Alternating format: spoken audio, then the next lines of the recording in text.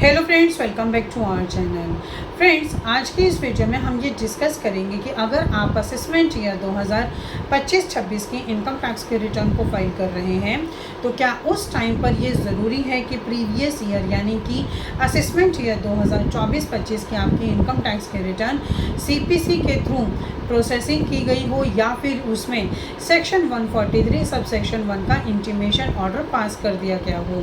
Friends, अगर आपने अभी तक हमारे चैनल को सब्सक्राइब नहीं किया है तो आप अभी कर दीजिए, क्योंकि इससे हमें मोटिवेशन मिलता है आपके लिए ऐसे वीडियोस को आगे लाने के लिए।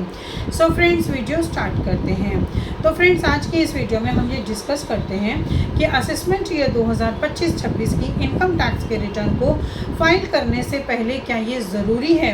कि आपकी असेसमेंट ईयर 2024-25 मीन्स कि प्रीवियस ईयर की आपकी ITR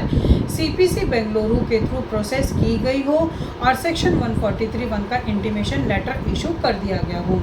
तो फ्रेंड्स, वैसे तो अगर कहा जाए तो ये ज़रूरी नहीं है कि असेसमेंट ईयर 2025-26 की इनकम टैक्स के रिटर्न को फाइल करने से पहले आपकी पिछले साल की इनकम टैक्स के रिटर्न CPC बेंगलुरु के थ्रू प्रोसेस की जानी चाहिए। ऐसा मैंडेटरी नहीं है, बट कई केसेस में ऐसा देखा गया है कि अगर आपने असेसमेंट ईयर 2024-25 की इनकम टैक्स के रिटर्न को फाइल किया है और CPC के थ्रू इनकम टैक्स डिपार्टमेंट के थ्रू आपकी इनकम टैक्स के रिटर्न को प्रोसेस करते हुए अगर आपकी कोई भी इनकम टैक्स की डिमांड निकली है और अब आप प्रेजेंट ईयर में असेसमेंट ईयर 2025-26 की इनकम टैक्स के रिटर्न को फाइल करते हुए अगर आपका कोई भी रिफंड बनता है तो फ्रेंड्स, इनकम टैक्स डिपार्टमेंट के थ्रू आपका रिफंड रोक दिया जाएगा।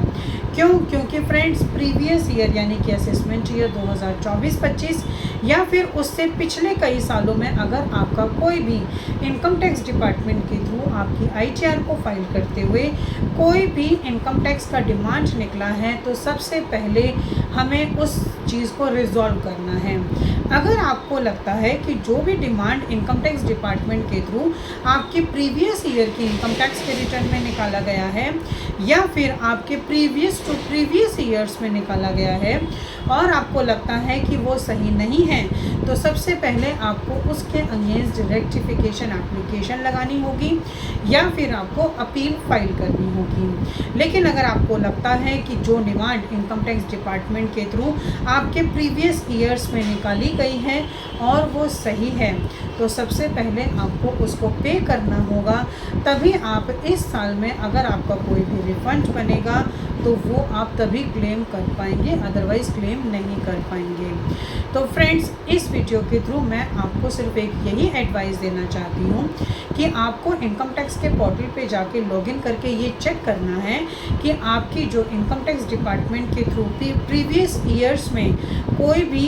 इनकम टैक्स का डिमांड तो नहीं निकाला गया है, चाहे वो पिछले साल की बात है या फिर वो पिछले से पिछले सालों की बात है। आपको उसको चेक करना है और अगर आपको लगता है कि कोई भी टैक्स डिमांड निकाला गया है तो सबसे पहले आपको उसको सॉर्ट आउट करना है कि रेक्टिफिकेशन एप्लीकेशन लगानी है